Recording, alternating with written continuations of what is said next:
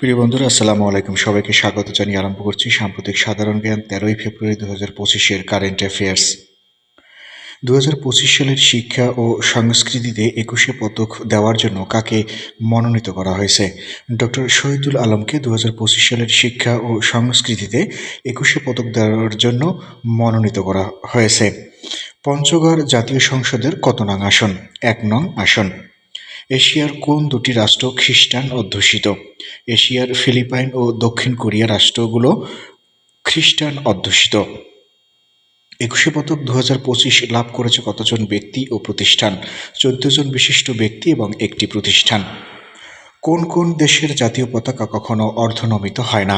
Saudi আরব এবং ইরানের জাতীয় পতাকা কখনো অর্ধনমিত হয় না। জাতীয় পতাকা দিবস কত তারিখে পালিত হয়? প্রতি বছর দেশে 2রা মার্চ জাতীয় পতাকা দিবস পালিত হয়।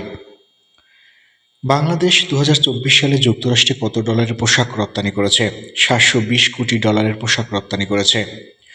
পরবর্তী সাফ গেমস কত সালে অনুষ্ঠিত হবে? 2026 সালে পরবর্তী সাফ গেমস অনুষ্ঠিত হবে। কত বছর পর পর সাফ গেমস অনুষ্ঠিত হয়?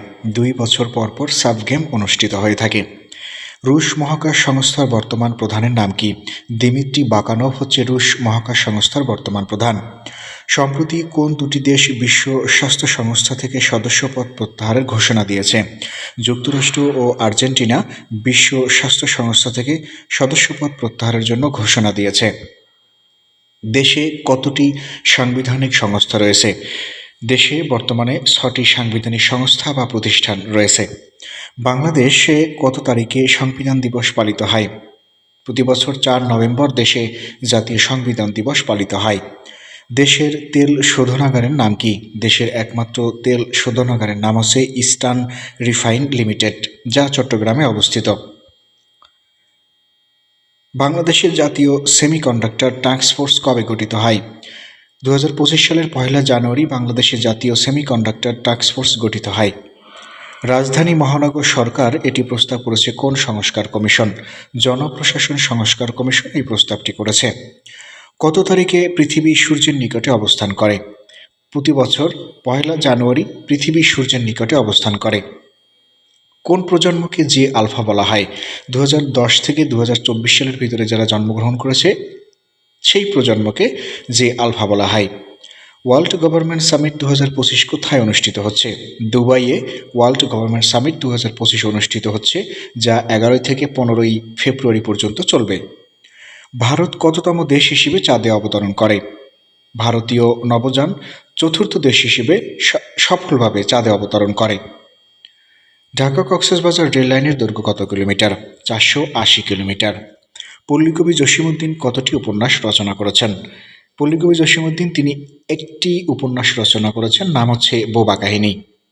বাংলাদেশ রেলওয়ে কতটি অঞ্চলে বিভক্ত? বাংলাদেশ রেলওয়ে মোট 2টি অঞ্চলে বিভক্ত, পশ্চিমাঞ্চল এবং পূর্বাঞ্চল। বাংলাদেশের প্রথম ডিজিটাল সিটির নাম কি? সিলেট হচ্ছে বাংলাদেশের প্রথম ডিজিটাল সিটি। দেশের কোন জেলার জনসংখ্যা বৃদ্ধির হার সর্বনিম্ন? ঝালকাঠি জেলার জনসংখ্যা বৃদ্ধির হার সর্বনিম্ন। কত সালে কম্পিউটারের ট্রানজিস্টর আবিষ্কার হয়? 1948 সালে কম্পিউটারের ট্রানজিস্টর আবিষ্কার করা হয়। কোন কোম্পানিকে বিগ ব্লু বলা হয়? আইবিএম কোম্পানিটিকে বিগ ব্লু বলা হয়। আয়তনে বিশ্বের বৃহত্তম নর্ডিক রাষ্ট্রের নাম কি? সুইডেন হচ্ছে আয়তনে বিশ্বের বৃহত্তম নর্ডিক রাষ্ট্র। রক্তের উপাদান কতটি? রক্তের উপাদান হচ্ছে 2টি, রক্তরস এবং রক্তকণিকা। প্রিয় বন্ধুরা, এত সময় ভিডিওটি দেখার জন্য ধন্যবাদ। সেই সাথে পরবর্তী ভিডিও পেতে চ্যানেলটি সাবস্ক্রাইব করে রাখার অনুরোধ রইল।